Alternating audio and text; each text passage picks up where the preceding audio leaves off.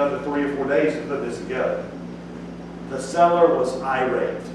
The seller was irate. If he can't close tomorrow, I'm going to kick him out of this contract, keep all his money. Can the seller do that? No.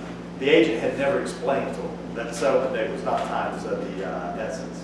And so in that particular case, the conversation really should have gone like this.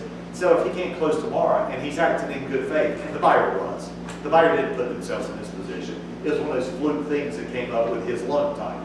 Okay? And so the buyer was acting in good faith, so we had to go back to the seller and say, you will allow him to close, because if you don't, you're going to be the one in breach, not him. Okay? I don't recommend making it times of the essence.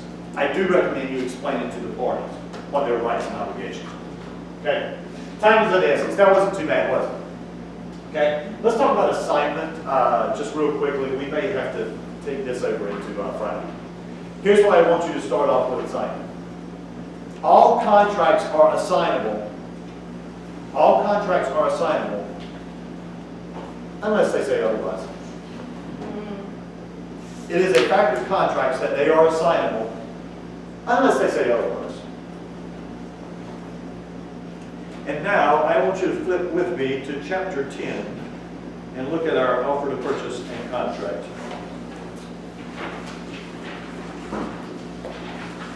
And let's see if I can get to the actual offer to purchase. Is that the 2T down there at the bottom? I want you to flip with me to page 279.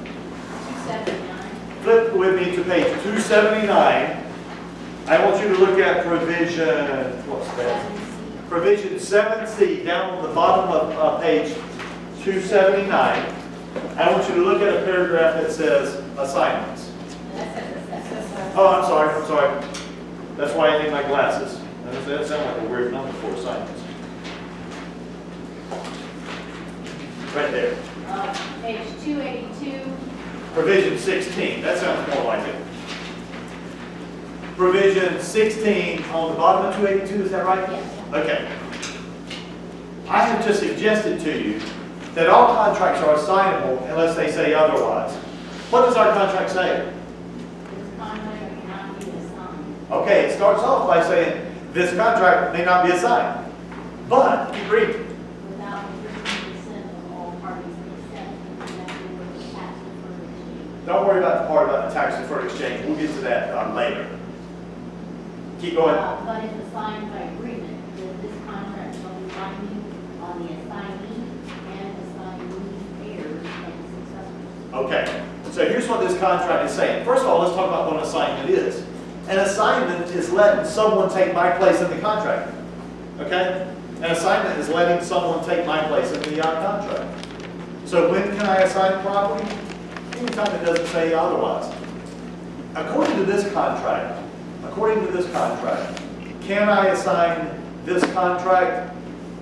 No, unless I have whose permission? The seller's. If the buyer wants to assign this contract, I need the seller's written agreement on it.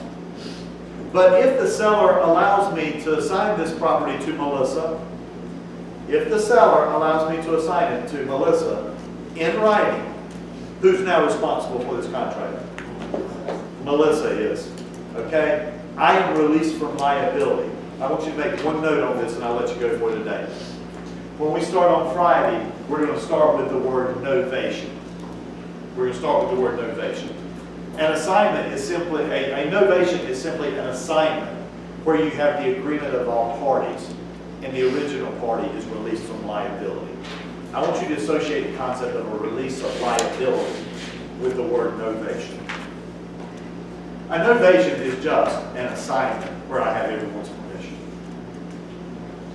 What is the importance of release of liability? Okay? Here's what's important about that. If it were just a typical assignment, I can assign my rights, but not my obligations. So without your permission, if I sign my rights to Melissa, and she doesn't close, who's going to be responsible? You said without my permission? Yeah. Okay, let's think about this contract. You don't have that option in this contract. Oh, Okay? But what if we had another contract that doesn't say anything about assignments? Okay. I'm under contract with you. You expect me to buy your house. Yes. Okay? If I assign it without your permission to Melissa, if Melissa closes, then that's fine, you got your money, you got what you wanted, right? But what if Melissa doesn't close? Who are you gonna come after for breach?